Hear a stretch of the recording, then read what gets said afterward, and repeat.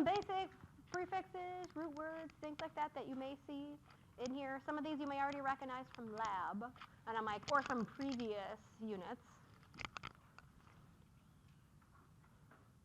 But we're getting on the nervous system, which, yes, is the master controlling and communicating center. Because what does the nervous system consist of? You know, what are some big parts of it? The brain, nerves, your spinal cord, and I'm like, this is controlling your body. Now, we have cells in our nervous system that have to send information. And if we're controlling everything, we have to send information different places. Our cells communicate via electrical and chemical signals. And that's the electrical part is what we're going to talk about on Thursday. Now, it's very rapid how fast the information can travel from one part of the body to the other. You've probably all had it at some point where you saw something falling and then you're able to grab it before it fell. That has to travel from your eyes to your brain to process that, like, hey, you know, like something's falling. Then travel to the rest of your body to make your muscles move so that you can catch whatever it is that fell. And I'm like, so it happens very, very quickly. So you get almost an immediate response. Now, the fact that we have all this information going from places to places, you know, are functions of the nervous system. We have to sense information. So we have sensory input. We have sensory receptors that are monitoring the outside of our body, the inside of our body. This is, you know, even when you think about your 5 senses, all that is sensory information. And I'm like touching things, even internal. We're sensing every part of our body, you know, something, you know, off a little bit, not feeling good. I'm like, that's all sensory information. The integration is, well, okay, what are we going to do about it? So, you know, just as this is like, oh, I see water. That's sensory information. I'm using eyesight. And I'm like, it goes to the integration center. Generally, it's the brain. And I'm like, and the brain's like, what should we do about that water? And then we're going to have motor output. This is really what the brain is saying, what we should do about it. In this case, we're going to tell our muscles to contract, you know, and muscles around the hands, and we can now move the water glass. And I'm like, we've got all this information goes in, processes, information comes out, and we're going to do something about what goes in. Now, divisions of the nervous system. There's 2 big divisions. One, and I'm like, so here's nervous system. We have our central nervous system, and we have our peripheral nervous system. Now, our central nervous system contains, you know, 2 basic parts, your brain and your spinal cord. Those are the 2 basic parts of your central nervous system. So information is constantly going in and out of it because we have to process information. So it interprets information and then dictates what's going to happen. The peripheral nervous system has several other divisions, mostly because we have lots of nerves that have to make it all the way to the brain. And then we have to have nerves that come from the brain and the spinal cord out to whatever it is that we need to move or adjust or change. And so we've got several different, you know, parts of the peripheral nervous system. Lots and lots of nerves. We've got more divisions coming up. Now, based on what's going in and what's going out, we divide the peripheral nervous system into sensory and motor. Sensory, also known as the afferent, A for approaching, and I'm like, it's sensory. I'm like, we are sensing something, you know, our 5 senses. We are sensing that we see a cup of water or whatever it is, and we have to send that information to the brain. And so I'm like, these are both sending information. They're conveying impulses, information from different parts of the body to our central nervous system. Now, depending on where the nerves are coming from, where all these sensing nerves are, one, we have somatic sensory fibers.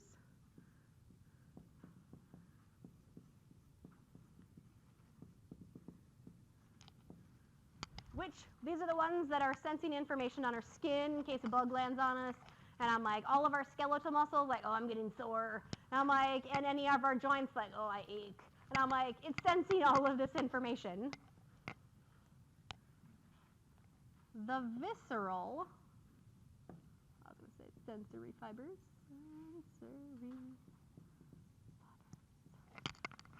These are the ones that are sensing information on all the organs internally. And I'm like, it's realizing like, oh, you just ate a big, huge meal. It's sensing the fact that your stomach's full. If your stomach, you ate something really bad that you shouldn't have, some expired milk, it's sensing that that doesn't feel good in there. And I'm like, so we just have different nerve sensory fibers, for different parts of the body. So they sense information. It's going to go to the central nervous system for processing. The motor division is, okay, well, let's do something about it. We sense something. Let's do something. And there's two divisions there. There's the somatic, and I'm going to run out of room. The autonomic nervous system. It is these two divisions that are like, okay, so we saw something or we felt something, let's do something about it. We felt something, sent information to processing, central nervous system sends information to the motor, let's do something about it. Now, the somatic nervous system. It is this nervous system, other additional things. This controls your muscles, your skeletal muscles specifically. And it's under voluntary control. What do you think that means? You can control it. You can control if you want to lift up that glass or not. I can tell my muscles to start flexing, as sad as it looks.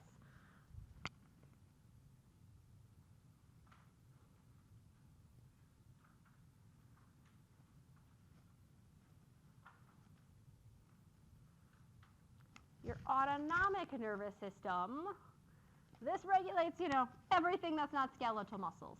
So this is going to be various glands, your smooth muscle, your cardiac muscle. It's like everything is a skeletal muscle. And it is involuntary, which means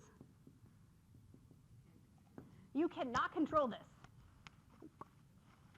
You can't just be like, start sweating, and you start sweating, or stop sweating, and you stop sweating. You don't have any control of your autonomic nervous system.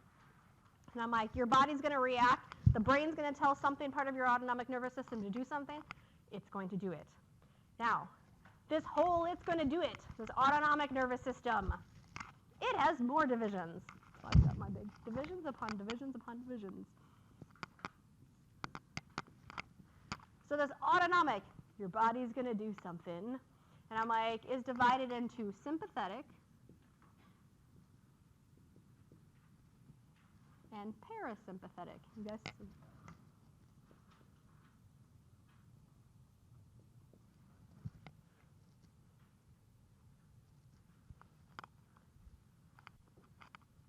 And the two divisions work in opposite of each other. I can't remember what my next slide is. I've got a picture coming up. Not this next picture.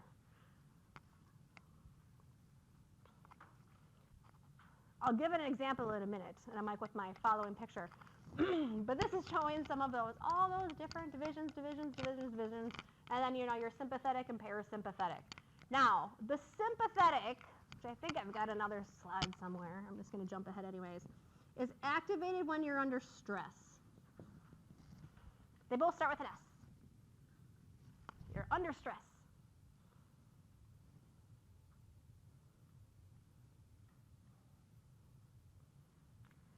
So your parasympathetic is when you're at rest, aka there's no stress whatsoever. Now, since they're opposites, one's activated when you're under stress, one's activated when you're at rest, they do opposite things. If you're under stress, and again, this controls your cardiac muscle, what's going to happen to your heart rate when you're under stress? It's going to go up. What happens to your heart rate when you're at rest? It goes back down. They work in opposition of each other. And I'm like, when one says to go up, the other one says to go down. And I'm like, our body, again, tries to be as lazy as possible, efficient.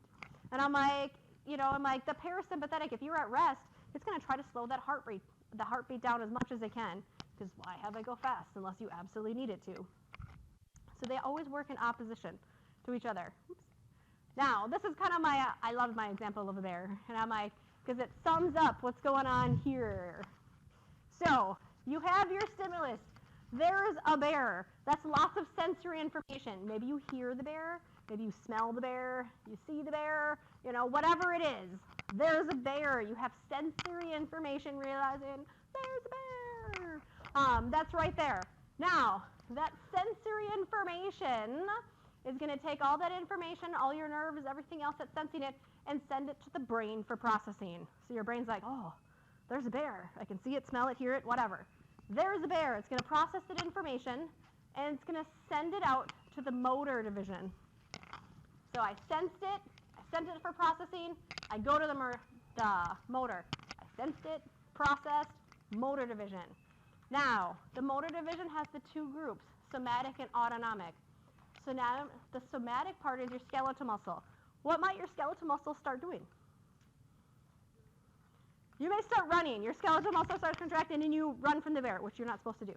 And I'm like, but you may anyways. You run from the bear. That's your skeletal muscle. Your autonomic nervous system, this is all the part of the body that you can't control. Your cardiac muscle, smooth muscle glands, they're also going to be active. What's going to happen to your heart rate? It's going to go up. Your smooth muscle, these are the ones that control your digestion, control your eyesight. And I'm like, just an example for digestion. Do you think your digestion is going to speed up or slow down when you see a bear? It's going to slow down. Digesting your lunch that day is not a top priority when you see a bear. And I'm like, and so we'll slow down digestion. That's all smooth muscle. Your glands, you may start sweating profusely now because you saw a bear. And I'm like, those are all things that are going to happen when your autonomic nervous system kicks in. Now, based on the fact that, you know, your autonomic nervous system is kicking in, do you think that this would be a somatic or parasympathetic response? Sympathetic, probably under a lot of stress right there. And I'm like, again, it's going to make the cardiac muscle, you know, I'm like, go up, your smooth muscle will go down, your gland activity goes up. These are all things that sympathetic nervous system controls. So kind of we sense it, process it, do something about it. And then, of course, I always have that one person one semester is like, well, I hunt bears, so I'd actually probably go after it. I'm like, well, good for you. And I'm like, I do not. But yay for them. Now, some tissue in the nervous system. And some of this is a little review from other tissues and other things we've already looked at even in lab today. Your histology, or the tissue of the nervous system, highly cellular. We have lots and lots of cells in our nervous system. Very little extracellular space. You know, we've got lots of nerves that have, you know, lots of cells that have to do lots of different things. So we're going to pack them in. We group our nerves into two groups. Not nerves, but cells. And I'm like, Neuroglia cells. The word means nerve glue. These are the cells that, like, hold it all together. So there are nerve glue, our Neuroglia cells. And then neurons. They're also called nerve cells, but neurons. That's what we looked at in lab today and labeled was one of our first things. Now, of our Neuroglia cells, our nerve glue, the cells that hold it all together, there are 6 of them. Now, I have some in purple and some in black. What's the difference?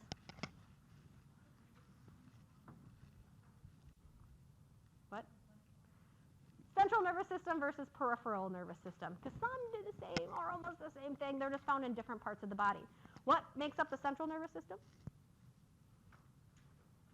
I know I just erased it. Brain spinal cord. So we're going to find astrocytes, microglial cells, ependymal and oligodendrocytes in the brain and spinal cord. Satellite and Schwanns are found in nerves that are coming off of the spinal cord and the brain. So we're going to start with the central nervous system ones first. And we have astrocytes. And guess what you think of when you think of astro? It's star. It means star. These are star cells. They're named because they've got all these cool little extensions that apparently make them look like a star. Now, of the microglial cell, or of the neuroglia cells, our nerve cells, they're the most abundant, most versatile, and they've got all those branches which make them look like a star. Now, some of their functions, because they've got a lot, because they have all of these branches that come off of it, they like to cling and stick on to things. So they can support and brace neurons. They can hold them in place, hold them next to something, and a lot of the time what they want to hold them next to are blood vessels. Because these are cells that are like, well, we need blood supply, we need oxygen, we need nutrients, we need to get rid of carbon dioxide. How about I just wrap myself around a capillary and keep it close by? So it likes to support and brace neurons. You know, it can link a neuron like another cell to that blood supply. It helps play a role in exchange between the capillaries and the neurons, making sure oxygen gets where it needs to go and nutrients get where it needs to go. When your nervous system is developing and you've got young neurons, and I'm like, they can guide the neurons where they should go. And so it's kind of like, here with all my extensions, come with me and let me plop you down where you need to go. They can control the chemical environment around neurons. And I'm like, there may be some ions that shouldn't be there, maybe some extra sodium ions or some potassium ions, and we'll talk about a whole bunch of those on Thursday. And I'm like, but it kind of cleans up and makes sure that everything's got what it needs. It can respond to nerve impulses. These are usually electrical impulses and neurotransmitters, chemicals. It can influence neuronal functioning. It can help with the processing in our brain. You know, the fact of, oh, I saw a bear, what should I do about it? So it does lots of things. One type of cell does a lot of things. It's like the most functions out of any of the cells. Now, this is just showing another, astrocyte, big old branch thing. It's linking a neuron, one of those things we labeled in lab, right to those blood capillaries. Everything's got lots and lots of oxygen and nutrients right next to it. Now, the second in our central nervous system cells are microglial cells. They are small, hence their name. So they're small glue cells. They're ovoid and they have thorny processes. So they kind of have an oval body and they got little thorny processes. They migrate toward injured neurons and they can transform to phagocytized microorganism. What does it mean to phagocytize? To what? Destroy and eat. We want to get rid of it, which is good. Our immune system has very limited access to our nervous system. And so if you've got bacteria or something else there that shouldn't be, these cells are kind of like our nervous system's little immune system. That these can try to get rid of any extra debris or microorganisms that shouldn't be there.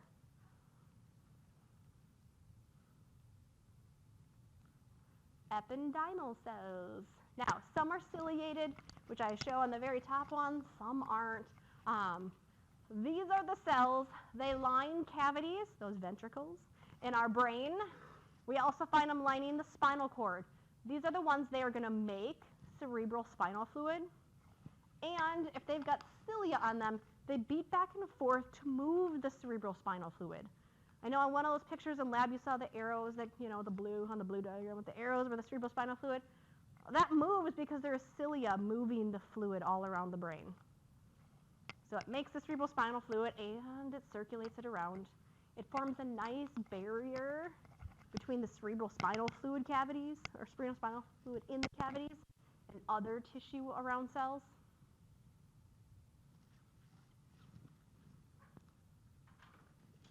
And then our last of our central nervous system, neuroglia cells, is we have oligodendrocytes. So here's the big cell body, big old purple nucleus. It is branched as well. So this one's got like 3 branches on it. Its main job is to make myelin. It covers these nerve fibers with this blue myelin. Now we'll talk more about myelin. I don't know how far we'll get. It'll be on part of it. But it makes myelin. So those are our 4 central nervous system neuroglia cells. Our peripheral nervous system cells, we have 2. Satellite cells, I've got a picture on the next slide, and the Schwann cells. Now, a satellite cell is near neuron cell bodies. And so I'm like, we labeled the cell body. I was going to say I had that 2 models in lab today. We labeled the cell body. And I'm like, these usually are near the cell bodies, and they function similar to astrocytes. They function similar to astrocytes. So they also help and support neurons, but in the peripheral nervous system. They can still, they like to anchor things to blood capillaries to make sure everything's got oxygen and nutrients. They can still help migrate neurons. They can still, help with clean up the chemical environment, making sure all the ions are supposed to be there. So it's like They're they don't look the exact same, but they do almost the same thing. A satellite cell, this is a satellite cell. It apparently looks like a little moon orbiting near the neurons, which is why they called it a satellite. It's like it's just orbiting up there. The Schwann cells, found in the peripheral nervous system, we find those all around nerve fibers, all around axons. They have a similar function as oligodendrocytes. What do oligodendrocytes do? Their main job? Make myelin. So a Schwann cell makes myelin.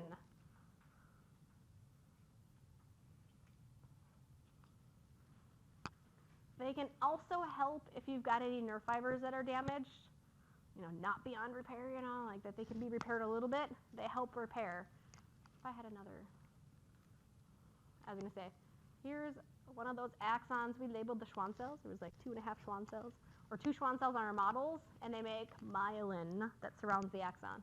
So they make myelin. Now, neurons. This is what we labeled in lab.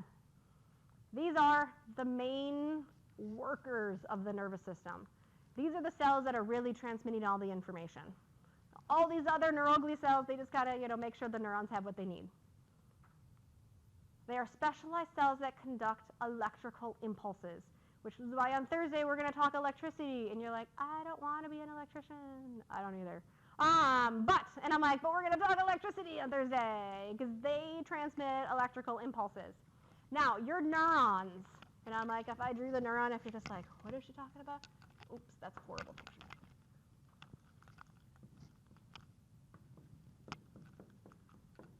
Here, neuron, isn't it beautiful? And I'm like, now, they live a very long time. It's kind of like what you're born with is what you have. They live around 100 years or more.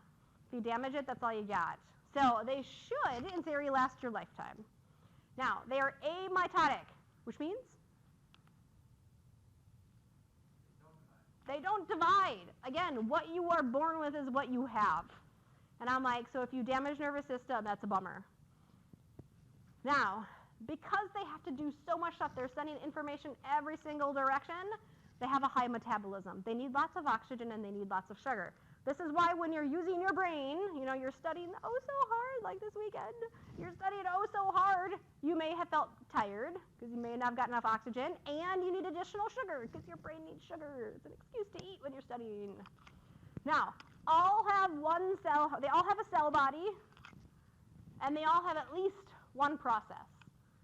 At least one big process. Occasionally some have more. Things we find in the cell body, it's a cell.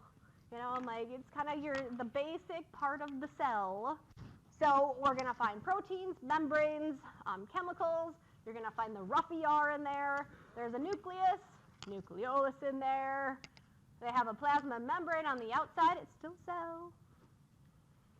Now, if you get a whole bunch of these cell bodies, so like just this part, you get a bunch of cell bodies all clumped together, clustered together, clumped together in the central nervous system, we call this clump of cell bodies a nuclei. And you're like, but isn't that like plural for just nucleus? Yes. And I'm like, but a clump of cell bodies in the central nervous system is called a nuclei. A clump group of these cell bodies in the peripheral nervous system we call a ganglia. Sounds cool. I'm like, occasionally these cell bodies like to work together. Just like axons like to hang out together, the cell bodies like to hang out together as well. Now, 2 types of processes. Just make mine look prettier. There are dendrites and there are axons. Now, the dendrites, these are the extensions that are coming directly, the short ones, they're branched, that come directly off of the cell body. These are all the dendrites. They label those in lab too. The axon is the one single main long extension that's coming off. So lots and lots of dendrites, long axon. They have 2 different jobs. So hundreds of short, tapering, branch things. They receive information. Receive information. Now, How many of you grew up with a TV where you had to have aluminum foil? I was going to say, I'm like, eventually one of these years, I'm like, I'm just going to have it where no one has had that. And I'm like, but why do you add aluminum foil to the top of your TV antennas? Any guess? Because you usually have bunny ears, and then you added aluminum foil. I was going to say, you got better reception. Starts with an S. Surface area. You have more surface area to pick up reception. Way back before cable. The more surface area, the more aluminum foil you added and put it in different directions, the better reception you got.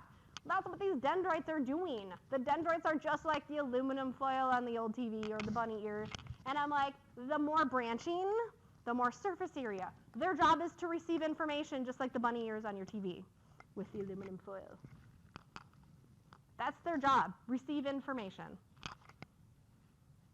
They take all the information, they just send it towards the cell body. So it's like, here's a couple bunny ears up here. They just receive information and send it to the cell body. Now, occasionally, there's some that want to even have more surface area, and you'll get some that have little dendritic spines, like even tiny little, branched spines on them.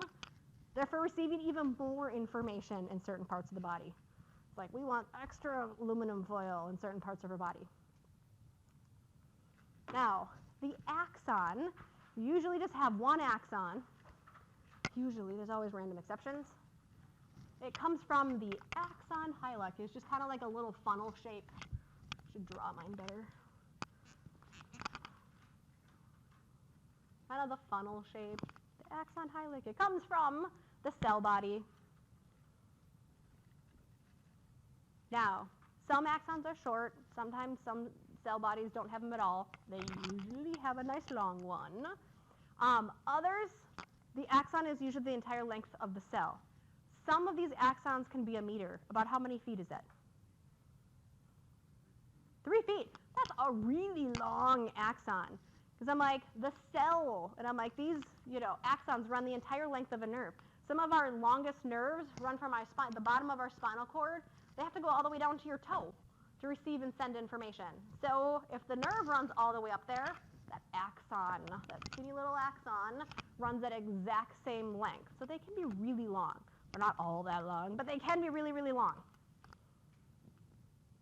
Occasionally, and I'm like, they can have some little branches that come off of it. All of them, but occasionally they have branches. We call them axon collaterals. Really long axons, 3 feet long. They're long enough, we even call it a nerve fiber. So a nerve fiber, if it's really long, just like a fiber, it's like a nice long and skinny fiber. And at the very end, they branch. These are your axon terminals, or the French way of saying it, your terminal boutons. It's like buttons. And I'm like, they just have all the little branches, and you have a whole bunch of axon terminals at the end. Axon terminals at the end. Now, I was going to say I can get at least this slide. And I'm like, it's along this axon, which is we're going to spend a lot of time on Thursday on. It conducts information along there.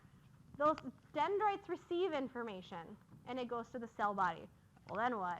Well, it has to take that information and it has to send it along the axon, sending electrical information.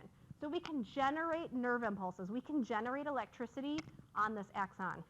So we're talking about on Thursday. We're generating electricity along this axon. And we can send it along, it's called the axolemma. I'm going to put this on my prefix at the beginning. Lemma means a membrane. Instead of saying a cell membrane, it's like a cell lemma. And I'm like, a cell membrane, it just means a membrane, a phospholipid bilayer. So an axolemma is just saying the membrane that's on your axon. The phospholipid bilayer that's there. And it will send information along this membrane to the axon terminals at the end. There are various chemicals called neurotransmitters that are released there. Because the information has to go from here. So there's neurotransmitters. There's my chemicals. They're moving. And I'm like, and we have to send information to something else. So we release neurotransmitters, and they send information to something else. So we use electricity, and we use chemicals. Now, one neuron can have multiple conversations. One, because it has up to thousands of these axon terminals. And I'm like, and it has all these dendrites. It can be receiving information from so many different things, and it can be sending information to so many different things. So it can have lots of conversations just with this one cell. Now, a couple of unique things. It doesn't, like along the axon, because its main job is just to send and receive information, it doesn't have a rough ER, it doesn't have a Golgi apparatus, you know, all that stuff is all in the cell body, the main portion of the cell. And I'm like, it just wants to send information. But because it's lacking organelles, if you damage it, it dies quickly because it can't repair itself. It doesn't, you know, if it's any type of damage, it's just damage, and it can't fix it. We're going to end right there. I was going to say, I don't think there's that many more slides left, right?